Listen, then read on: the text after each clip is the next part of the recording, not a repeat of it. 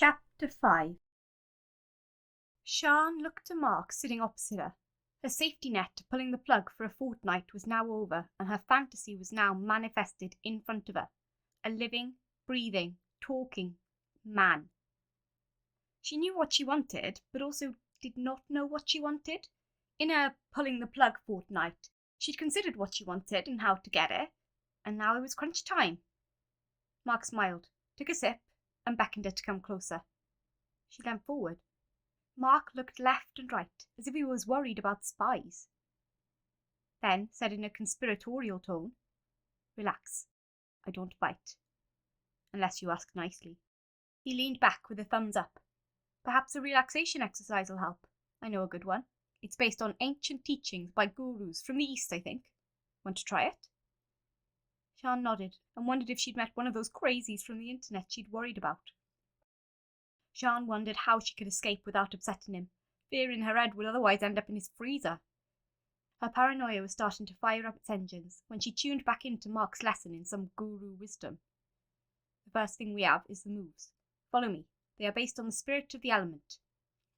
First is the great oak wisdom from the ages of long life." He placed his arms from the elbows up, his left arm at 10 o'clock, his right at 2 o'clock. Sian followed suit. Then he turned them downward in a triangle. "This is a mountain range, calling the gods of the mountain tops to us in the valley below." He then made a shape with his arms, as if he were holding a ball. "We come to the Earth Mother for her support." Sian's paranoia revved its engine. She looked down at her high heels. "I won't get far in these," she thought. Sian looked up at Mark, still in full flow. He put his hands in an upwards triangle. "And finally, we call to our ancestors, the pyramid builders. Okay, got it?" Mark placed his arms back in the first oak position. Sian did the same and waited. Mark looked at her with a mulling it over look on his face. We're still not getting there. Let's go again, but this time turn it up a level. Let's have the chant. So, in 1, 2, 3, it's fun to stay at the YMCA. Sian laughed with genuine humour and nervous release. She placed her hands down and on her drink. Mark mirrored her. "On a serious note, you don't have to worry. If you want to leave, then you can. I won't be offended." He looked with one eye closed, and he extended his arm, with his hand in a fist and his thumb out, turning it at angles like a landscape painter. "If the window in the ladies is like the one in the gents, you should be able to climb out, if you prefer. But I would recommend the doors." He smiled at her. Sian smiled. Zoe, the reviewer, was right on one count. He certainly does put you at ease. She decided to bite the bullet and put her cards on the table, going with the bad joke theme Mark had started. She did the same leaning in pose with a beckoning hand. Mark leaned back, raising his hands in a defensive pose. "Oh, you want to talk, right? Normally I don't make it this far with my dodgy jokes without saying ouch." Mark leaned in, placing a cupped hand to his ear, and then down again. Sian had decided what she wanted, and said quietly, "I want to explore, everything you offer, but I'm not sure where to start. So I want how do I put this in words? Well, I want a proper orgasm, I think." Well, it's out there now, and my problem with him thinking I'm wanting his head in my freezer crazy is over. Now he must just think I'm a real sad case. She took a sip of her drink while looking at Mark's pondering expression. He began to speak slowly, and with a more serious tone in his voice this time. "Are you a virgin? It's fine if you are. We can go slow and at a pace you're comfortable with," he reassured her. Sian nearly choked on a drink. No, I'm not a virgin, but I've not been, around a lot, like a friend of mine." "Okay, I'm with you now." Mark nodded, understanding. "She often goes into extensive details on her orgasms. In my limited experience, it's been nice, but I wouldn't say it's that great. So am I doing it wrong, or, well..." Sian circled around in a "I don't know where I'm at" gesture, and looked to Mark to see if he was trying not to laugh, as she expected, but his look was far from it. "Let me tell you something I once heard in the circles I move in. 2 women were having a conversation on orgasms. One woman was well practiced with having them, the other not so much. She had felt it is nice, much as you described it to me. So she asked the first woman, How do you know when you're having an orgasm? The first woman replied, Honey, you know. Oh boy, do you know it. Sian pondered his answer, and he knew his stuff, that was for sure. But could he give her that knowledge? Sian looked again at him. He was doing everything right and then some. She really did feel comfortable with him in such a short time, unusually for her.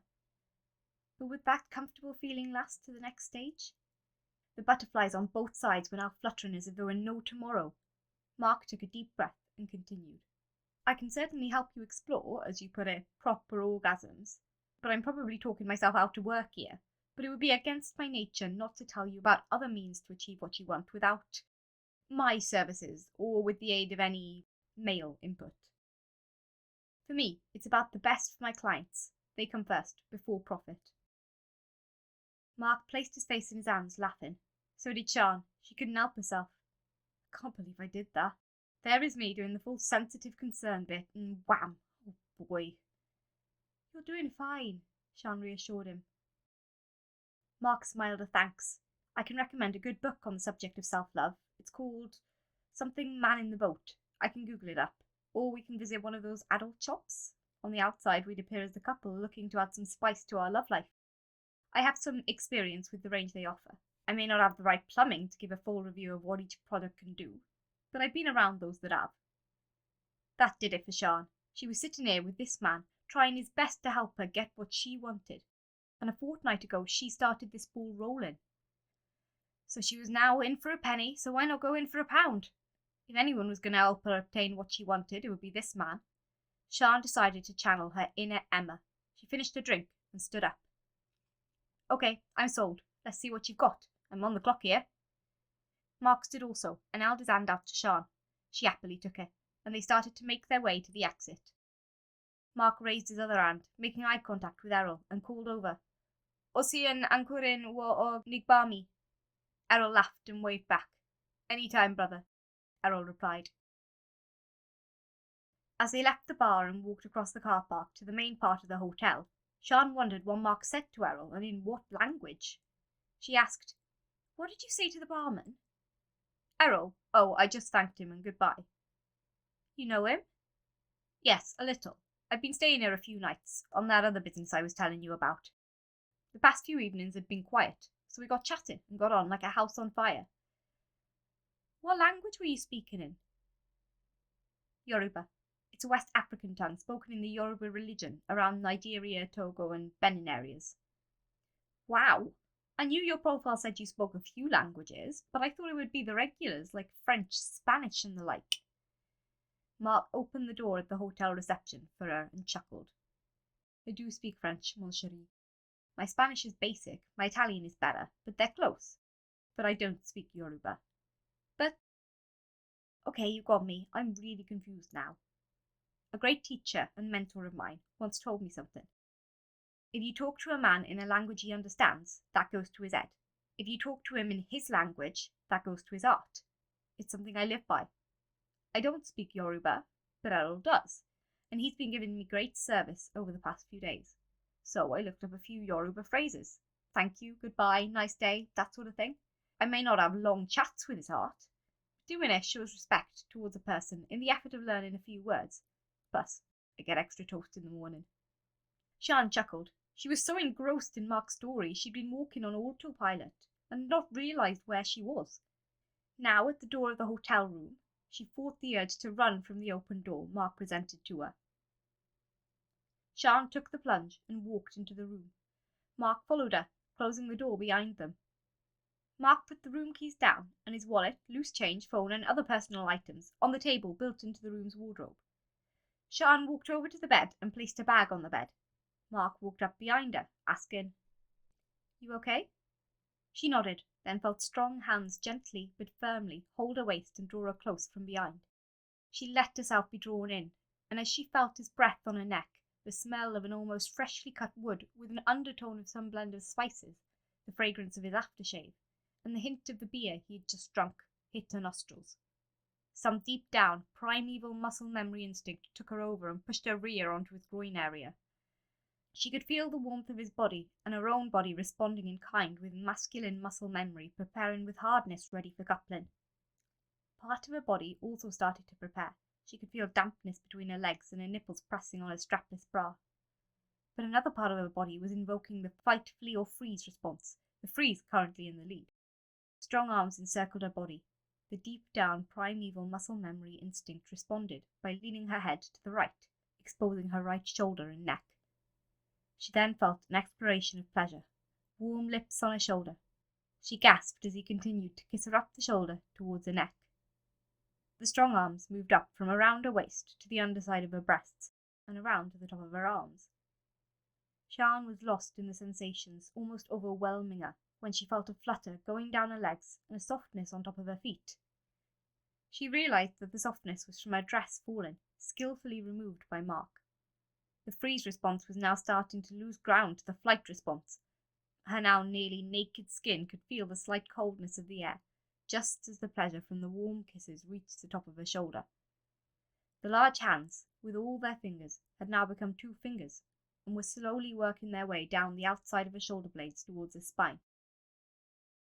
The warm kisses, instead of going up her neck as she expected, kissed the nape of her neck and started to work down her spine.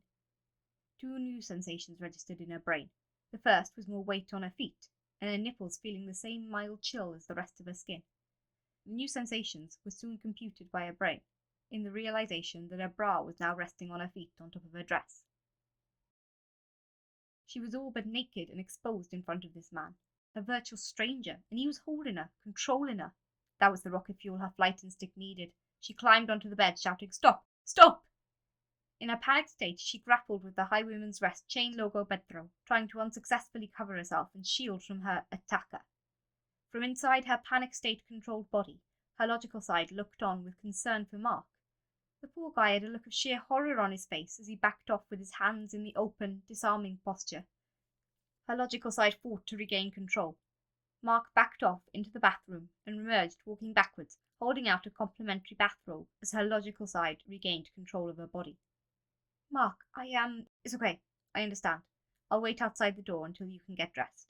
If it's okay, then just call me and I'll come get my things and leave. If not, shout, 'I'm leaving, give me 5 minutes to get downstairs,' and I will then get my things." Mark then left the room before Sian could say anything else. She looked at the bathrobe he'd handed her and filled up with tears. She put on the robe and picked up her dress and bra and put them next to her bag. My God, what the hell was that? She thought to herself, "I wanted this. What the hell is wrong with me?" Her thoughts returned to Mark. What must he be thinking of me now? From crazy internet lady to sad case and up to 11 psycho. I bet he's run for the hills. She saw his personal items on the table. He won't get far without those. She called out to him, "Please come back in." Gingerly, he returned to the room and sat on the chair on the other side of the room. She looked at him, guilt-ridden at what she'd just done to him. "I'm sorry. I don't know what came over me. It's okay. I do truly understand. This is not my first rodeo, but they didn't scare the bejeebers out of me. I really need to have a chat with my granny about what aftershave she gets me for Christmas," he tried to joke. Sian smiled. Despite what she'd just done to him, here he was, using his disarming humour and turning her outburst onto himself to try and make her feel better. It was no ideal boast that the client came first with him. "Don't worry, I will fully refund you." Sian heard what he was saying, but it didn't register with her at first.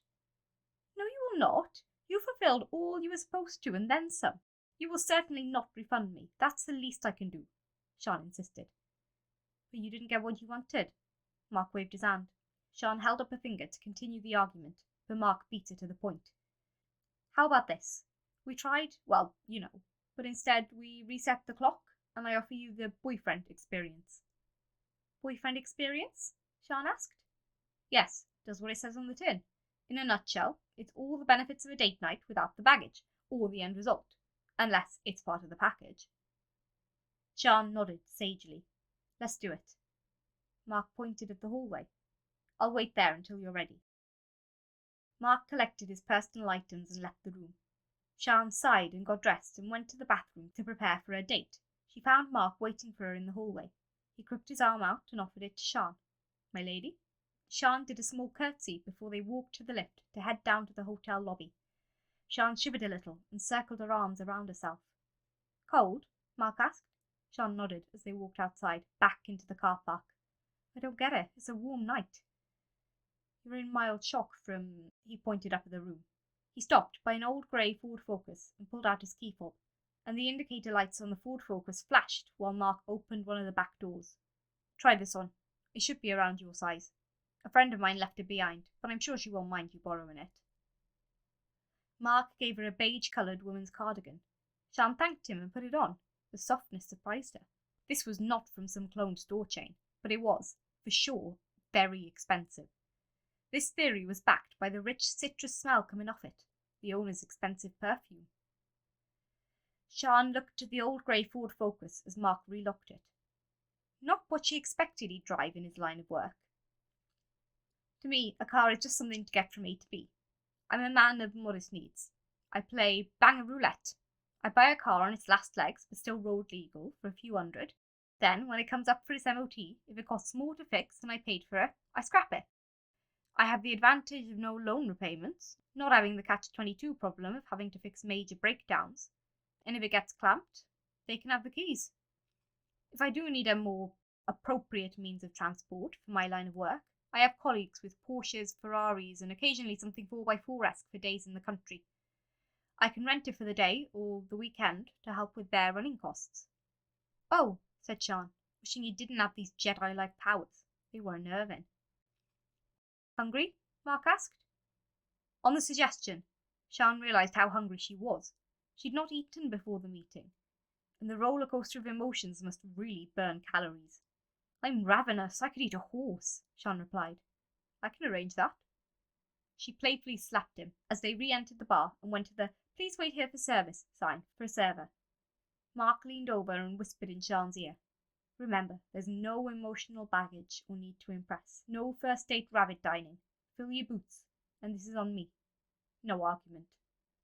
Okay, if you insist, I'll take you up on that. A waitress came over and asked if it was a table for two.